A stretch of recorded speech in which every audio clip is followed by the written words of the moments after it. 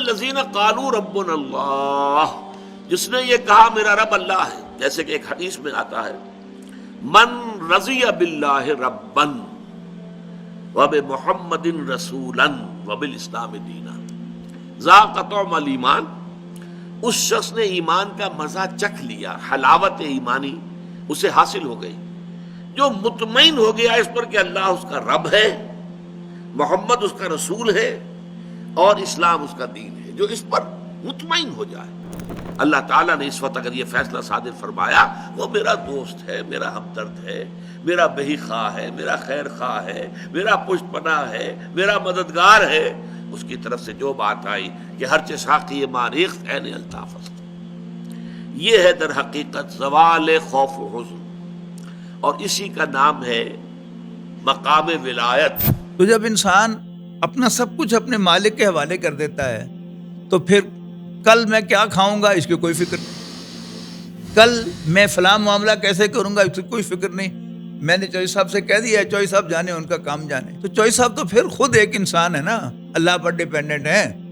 تصور کیجئے کہ جس کی بات جو ہے، جس کا کھونٹا جو ہے وہ اللہ کے ساتھ جا کے لگ گیا ہو اور وہ اس کے ساتھ جھول رہا ہو، تو کیا مزے ہوں گے اس کے۔ بسم اللہ الرحمن الرحیم، والصلاة والسلام علی سید الانبیاء والمرسلین، فاعوذ باللہ من الشیطان الرجیم، بسم اللہ الرحمن الرحیم، ان الذین قالوا ربنا اللہ ثم استقاموا۔ خواتین و حضرات، ایمان باللہ کے کئی لیولز ہیں، کئی ڈائمینشنز ہیں۔ ایک ڈائمینشن یہ ہے کہ اللہ تعالیٰ کو اس کائنات کا خالق مانا جائے اور پرستش کے لائق، ورشپ کے لائق اسی کو سمجھا جائے۔ یہ تو ہے اسلام کا منیمم تقاضا، اس بات کی گواہی دینا کہ اللہ کے سوا کوئی عبادت کے لائق نہیں اور حضرت محمد صلی اللہ علیہ وسلم اللہ کے رسول ہیں۔ یہ کیا ہے؟ اسلام میں داخلہ ہے۔ لیکن صرف یہی ایمان باللہ کا تقاضا نہیں ہے۔ ایمان باللہ کا الٹیمیٹ تقاضا اللہ تعالیٰ کو رب ماننا ہے، آقا تسلیم کرنا ہے، لارڈ ماننا ہے، اپنا بھی اور اس پوری کائنات کا lord, lord of heavens and the earth, زمین و آسمان کا آقا، زمین و آسمان کا رب۔ اب جب انسان اس لیول تک پہنچتا ہے تو پھر انسان آلموسٹ بدل جاتا ہے۔ یعنی یہ میز کس نے بنائی؟ ایکس نے بنائی یا وائی نے بنائی، عبدالحمید نے بنائی یا محمد حسین نے بنائی؟ یہ میز ہے نا بنائی ہوئی، اور اگر وہ اچھی ہے تو مجھے بڑھئی کی تعریف کرنی چاہیے، اور اگر اس میں کوئی خامی ہے تو اس کو بھی نشاندہی کر دینی چاہیے۔ لیکن جب میں کسی کو اپنا مالک مانوں گا تو پھر میرا اس کے ساتھ رویہ بالکل بدل جائے گا۔ ملازمت اور غلامی، ہمارے ہاں شہر میں ملازمت یہ ہوتی ہے کہ کچھ لوگ لوگوں کو ملازم رکھتے ہیں اور کچھ ان کے ہاں ملازم ہوتے ہیں، لیکن یہ ملازمت ساری کی ساری دونوں طرف سے چوائس پر ہوتی ہے۔ امپلائی کرنے والا جس کو چاہتا ہے ملازمت کی آفر کرتا ہے، اور جو چاہتا ہے اس آفر کو قبول کر کے وہ ملازمت اختیار کر لیتا ہے، اور جب وہ چاہتا ہے اس میں سے باہر آ سکتا ہے۔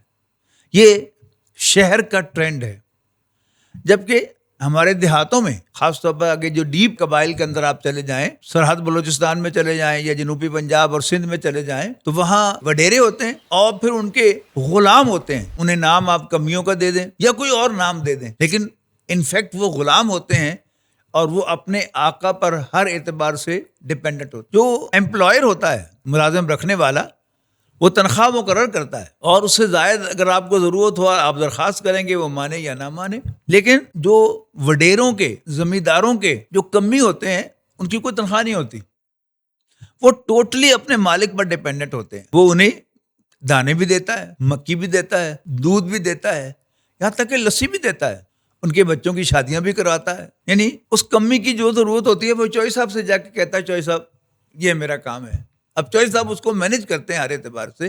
یہ ہے غلامی کا تصور۔ تو جب انسان اللہ تعالیٰ کو اپنا رب، آقا مان لیتا ہے تو پھر اس کی کرنے کا کچھ بھی نہیں رہتا اپنے لیے۔ اس کی ساری زندگی، اس کی ساری توانائیاں اپنے آقا کے لیے ہو جاتی ہیں، اور آقا اس کے سارے معاملات کی ٹیک کیئر کرتا ہے، اس کا حق سمجھ کے نہیں، ایک اپنی وہ ذمہ داری لیتا ہے، اپنی شان سمجھتا ہے کہ میں اپنے غلاموں کی ٹیک کیئر کروں۔ اللہ تعالیٰ بھی جب ہم اللہ تعالیٰ کو اپنا مالک مان لیتے ہیں، آقا مان لیتے ہیں، لارڈ مان لیتے ہیں، تو پھر we are totally dependent on ہم۔ ہم ہر اعتبار سے اس پر بھروسہ کرتے ہیں اور وہ ہماری دیکھ بھال کرتا ہے. یہ وہ کیفیت ہے جس کو سورۃ حامیمہ سجدہ کی آیت نمبر 30 میں کہا گیا کہ ان الذین قالوا ربنا اللہ ثم استقاموا، یقیناً وہ لوگ جو کہیں یا کہتے ہیں ہمارا رب تو اللہ ہے، ہمارا آقا اللہ ہے، پھر اس پر ثابت قدم رہتے ہیں. تو تتنزل علیہم الملائکۃ الا تخافوا ولا تحزنوا، تو فرشتے ان پر نازل ہوتے ہیں کہ نہ غم کھاؤ اور نہ خائف ہو. خوف ہوتا ہے مستقبل کا، غم ہوتا ہے ماضی کا. وابشروا بالجنۃ التی کنتم توعدون، اور خوشیاں مناؤ اس جنت پر جس کا تم سے وعدہ کیا گیا تھا.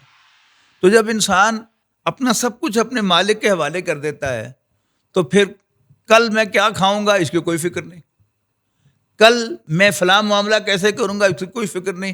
میں نے چوہدری صاحب سے کہہ دیا ہے، چوہدری صاحب جانے ان کا کام جانے. تو چوہدری صاحب تو پھر خود ایک انسان ہے نا، اللہ پر ڈیپینڈنٹ ہے. تصور کیجئے کہ جس کی بات جو ہے، جس کا کھونٹا جو ہے وہ اللہ کے ساتھ جا کے لگ گیا ہو اور وہ اس کے ساتھ جھول رہا ہو، تو کیا مزے ہوں گے اس کے. یہ اس آیت کا مفہوم ہے کہ ان الذین قالوا ربنا اللہ ثم استقاموا، وہ لوگ جو کہیں کہ ہمارا رب تو اللہ ہے اور پھر اس بات پر ثابت قدم رہیں، تو پھر نہ انہیں کوئی غم ہے نہ کوئی فکر ہے. آخر دعوانا الحمدللہ رب العالمین.